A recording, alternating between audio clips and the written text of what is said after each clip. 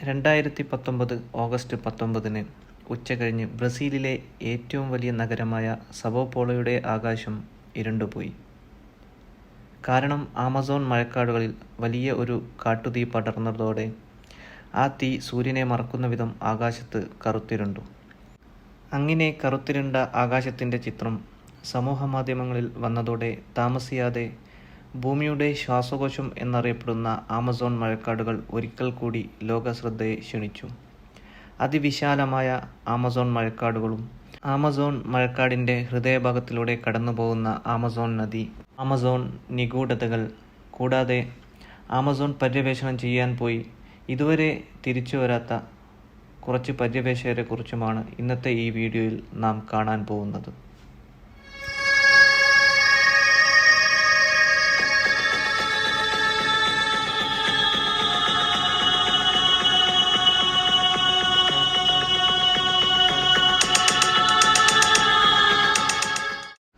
Amazon മഴക്കാടുകൾ ഏതാണ്ട് 6.7 million ചതുരശ്ര kilometre ഉൾക്കൊള്ളുന്നു. തെക്കേ അമേരിക്കയിലെ 8 രാജ്യങ്ങളിലായി വ്യാപിച്ചു കിടക്കുന്ന ഈ പ്രദേശത്തിൻ്റെ 60% ബ്രസീലിലാണ്. കൂടാതെ Ecuador, Bolivia, Peru, Colombia, Venezuela, Guyana, Suriname എന്നീ പ്രദേശങ്ങൾക്ക് പുറമെ ഫ്രഞ്ച് ഗയാനയും അതിർത്തി പങ്കിടുന്നു. ആമസോൺ മഴക്കാടുകൾ പ്രധാനമായും സീസണൽ വനങ്ങൾ, മഴക്കാടുകൾ, ഇലപൊഴിയും വനങ്ങൾ, ചതുപ്പുകൾ, വെള്ളപ്പൊക്ക പ്രദേശങ്ങൾ ഇവയൊക്കെ കൂടിച്ചേർന്ന അതിവിശാലമായ ഒരു ഭൂപ്രദേശമാണ്. ഈ ഒരു പ്രദേശം ഇന്ത്യയുടെ ഇരട്ടി വലുപ്പവും, അതായത് UK-യുടെ 28 ഇരട്ടി വലുപ്പവും വരും. ആമസോൺ വനാന്തരങ്ങളിൽ ഏതാണ്ട് 400 ബില്യൺ മരങ്ങൾ ഉണ്ടെന്നാണ് കണക്കാക്കപ്പെടുന്നത്.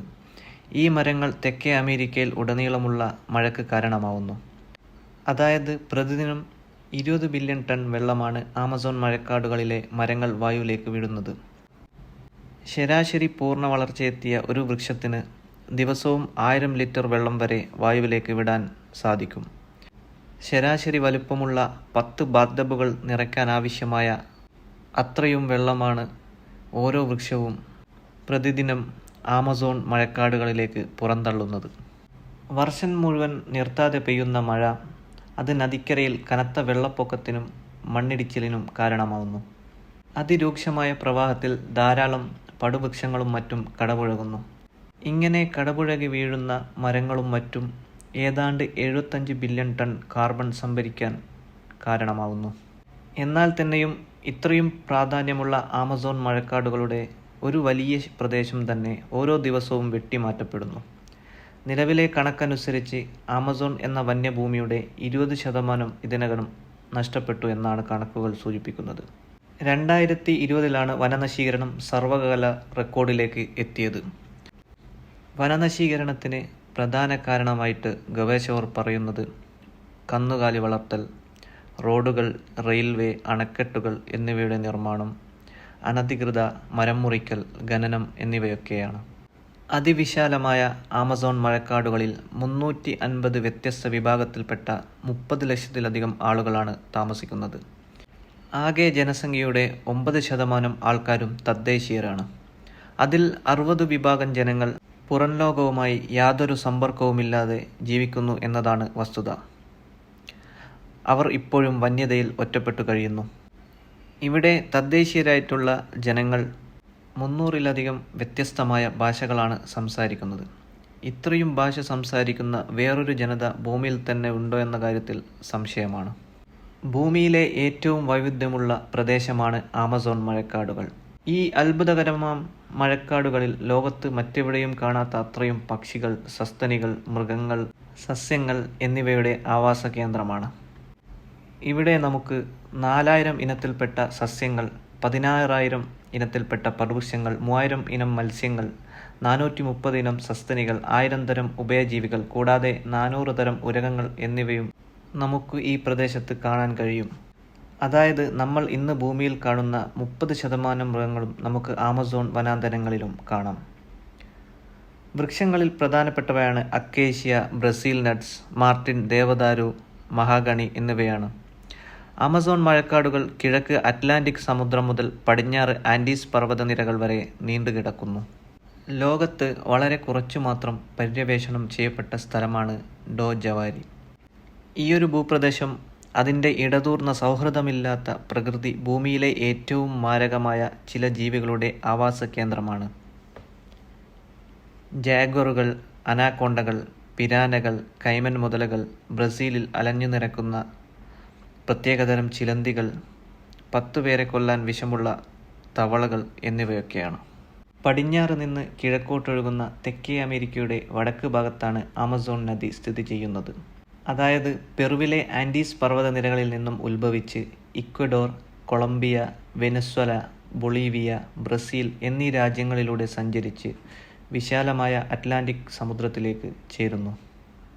ലോകത്തിൽ നദികളുടെ വലുപ്പത്തിൽ 1-ാം സ്ഥാനം നൈൽ നദിയുടെ പേരിലാണെങ്കിൽ 2-ാം സ്ഥാനം ആമസോൺ നദിയുടെ പേരിലാണ്. ഇതിന് കുറഞ്ഞത് 4000 മൈലുകൾ നീളമുണ്ടെന്നാണ് ഗവേഷകരുടെ നിഗമനം, അതായത് 6400 കിലോമീറ്റർ. എന്നാൽ പോലും ആമസോൺ നദി എവിടെ നിന്ന് ഉത്ഭവിക്കുന്നു, എവിടെ ചെന്ന് അവസാനിക്കുന്നു എന്ന് കൃത്യമായി ഉറപ്പ് ആർക്കും ഇല്ലാത്തതിനാൽ ഇന്നും കൃത്യമായ നീളം പറയാൻ ഗവേഷകർക്ക് ഇതുവരെ കഴിഞ്ഞിട്ടില്ല. ഏറ്റവും വലിയ നദി എന്ന റെക്കോർഡ് നൈൽ നദിയുടെ പേരിലാണെങ്കിൽ ഏറ്റവും കൂടുതൽ വെള്ളം പുറന്തള്ളുന്ന നദി എന്ന റെക്കോർഡ് ആമസോൺ നദിയുടെ പേരിലാണ്. ഏതാണ്ട് 1100-ൽ കൂടുതൽ പോഷക നദികളാണ് ആമസോൺ നദിയിലേക്ക് വന്നു ചേരുന്നത്. ആമസോൺ നദിയിൽ 3000 ഇനം മത്സ്യങ്ങളെ കണ്ടെത്തിയിട്ടുണ്ട്. അതിൽ ലോകത്തിലെ ഏറ്റവും വലിയ ശുദ്ധജല മത്സ്യമായ അരാപ്പൈമ, ഭീമൻ കാറ്റ്ഫിഷുകൾ എന്നിവ പ്രധാന വാണിജ്യ ഇനങ്ങളിൽ പെടുന്നു. കൂടാതെ ചെറിയ മാംസം ഭക്ഷിക്കുന്ന പിരാനകൾ, കൈമൻ മുതലകൾ, ഡോൾഫിനുകൾ, നദിയിലെ ഭീമൻ ആമകൾ, അനാക്കോണ്ട എന്നിവയും ഈ വിഭാഗത്തിൽ ഉൾപ്പെടുന്നു. ആമസോൺ മഴക്കാടുകളിൽ നടത്തിയിട്ടുള്ള പല പര്യവേഷണങ്ങളും ഇന്നും ലോകത്ത് പ്രശസ്തമാണ്. 1535-ൽ പെറു കീഴടക്കിയതിനു ശേഷം ഫ്രാൻസിസ്കോ പിസാരയ്ക്കൊപ്പം യുദ്ധത്തിൽ പങ്കെടുത്ത് പിന്നീട് 1538-ൽ ഗയോക്കിയിലേക്ക് മാറിയ ഫ്രാൻസിസ്കോ ഒറിയാനോ എന്ന സൈനികനും പിന്നീട് പര്യവേഷണവുമായിട്ടുള്ള ഒറിയാനയുടെ പര്യവേഷണം ഇന്നും ലോകത്ത് വളരെ പ്രശസ്തമാണ്. അതായത് 1541-ൽ ഫ്രാൻസിസ്കോ പിസാരയുടെ ഒരു സംഘം എൽഡറാഡോ എന്ന സ്വർണ്ണ നഗരവും ലാ കനേല എന്ന കറുവപ്പട്ടയും അന്വേഷിച്ച് ഒരു പര്യവേഷണ സംഘം പുറപ്പെട്ടു. അങ്ങനെ അവർ മാസങ്ങളോളം ആമസോൺ വനാന്തരങ്ങളിൽ പല ഗോത്രവിഭാഗങ്ങളെയും നേരിട്ടുകൊണ്ട് മുന്നോട്ടുള്ള സഞ്ചാരത്തിൽ ഇത്രയും ദൈർഘ്യമുള്ള യാത്രയിൽ ഒടുവിൽ ഭക്ഷണത്തിൻ്റെ ലഭ്യത കുറഞ്ഞതോടെ ഫ്രാൻസിസ്കോ ഒറിയാനയും 50 സൈനികരും അടങ്ങുന്ന ഒരു സംഘം മരം കൊണ്ട് നിർമ്മിച്ച ഒരു ബോട്ടിൽ അദ്ദേഹവും സംഘവും മെയിൻ സംഘത്തിൽ നിന്നും മാറി ഭക്ഷണവും അന്വേഷിച്ച് ആമസോൺ നദി ഒഴുകുന്ന അതേ ദിശയിൽ വിശാലമായ ആമസോൺ നദിയിലേക്ക് കടന്നു. അങ്ങനെ ദിവസങ്ങളോളം യാത്ര ചെയ്ത് ഒടുവിൽ അദ്ദേഹം നാപ്പോ മാരോ നദി ജംഗ്ഷനിലെത്തി. അവിടെ വെച്ച് ഒരു ഗോത്രവർഗത്തെ കണ്ടുമുട്ടുകയും അവരിൽ നിന്ന് ഭക്ഷണവും മറ്റും കരസ്ഥമാക്കുകയും ചെയ്തു. അങ്ങനെ അദ്ദേഹം തിരിച്ച് മെയിൻ സംഘത്തിലേക്ക് മടങ്ങാൻ ഉദ്ദേശിച്ചപ്പോൾ കൂടെയുണ്ടായിരുന്നവർ കുതിച്ചൊഴുകുന്ന ആമസോൺ നദിക്കെതിരെ തുഴഞ്ഞുകൊണ്ട് മടങ്ങിപ്പോവാനുള്ള തടസ്സങ്ങളെക്കുറിച്ച് അദ്ദേഹത്തെ ബോധ്യപ്പെടുത്തി. തിരിച്ച് ഭക്ഷണവും മറ്റുമായി മെയിൻ സംഘത്തിലേക്ക് എത്തിച്ചേരുക എന്നത് അസാധ്യമാണ് എന്ന് മനസ്സിലായതോടെ പിന്നീട് അദ്ദേഹം ആമസോൺ നദിയുടെ പര്യവേഷണത്തിൽ പ്രവേശിച്ചു. വഴിയിൽ അനവധി ഗോത്രങ്ങളുമായി ഏറ്റുമുട്ടി കുറച്ചുപേരെ അദ്ദേഹത്തിന് നഷ്ടമായി. അങ്ങനെ അറ്റ്ലാന്റിക്കിനെ ലക്ഷ്യമാക്കി നദിയിലൂടെ സഞ്ചരിക്കുമ്പോഴാണ് ഒരു കാഴ്ച കണ്ടത്.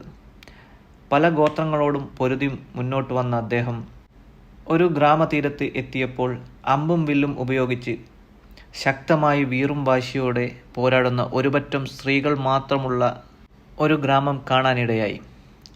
അവരെയാണ് ഒറിയാനോ ആമസോണുകൾ എന്ന് വിളിച്ചത്. ആ വീറും വാശിയോടെ പൊരുതുന്ന സ്ത്രീകളുടെ പേരിലാണ് ഇന്നും ആമസോൺ മഴക്കാടുകളും ആമസോൺ നദിയും ആമസോൺ മഴക്കാട് അല്ലെങ്കിൽ ആമസോൺ നദി എന്ന പേരിൽ അറിയപ്പെടുന്നത്.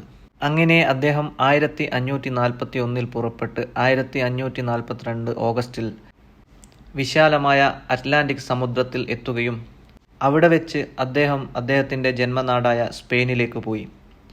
താൻ കണ്ടെത്തിയ ഭൂപ്രദേശത്തെക്കുറിച്ചും എൽഡറാഡോ എന്ന സ്വർണ്ണ നഗരത്തെക്കുറിച്ചും അദ്ദേഹം വിശദമായി സ്പെയിനിലെ രാജാവിനെ പറഞ്ഞു കേൾപ്പിച്ചു. ശേഷം അത് കീഴടക്കാൻ വേണ്ടിയുള്ള രണ്ടാം വരവിൽ കപ്പലുകളും സൈന്യവുമായി അദ്ദേഹം മുന്നോട്ട് നീങ്ങിയെങ്കിലും അവരെ വരവേറ്റത് ദുരന്തങ്ങൾ മാത്രമായിരുന്നു.